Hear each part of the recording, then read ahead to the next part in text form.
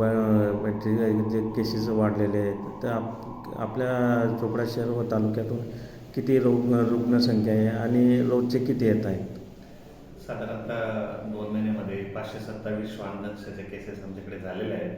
तरी सरासरी रोज 10 तरी केसेस येत आहेत. तर आमच्याकडे उपजिल्हा रुग्णालय चोपडा येथे पूर्ण शहर व तालुक्यातून आमच्याकडे उपचारासाठी श्वानदंशाच्या केसेस येत आहेत. रुग्णांना जे उपचार आहे हे कशा पद्धतीने केले जातात?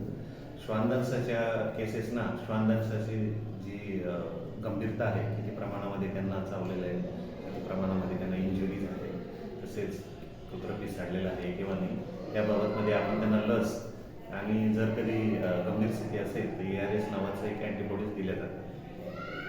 दादा सध्या या डिसेंबर महिन्यामध्ये काही संख्या वाढलेली आहे का? डिसेंबर महिन्यामध्ये एक दिवस खूपच जास्त प्रमाणात रुग्ण आले होते. पिसाळलेल्या कुत्र्यांचा रिपोर्ट आलेला होता.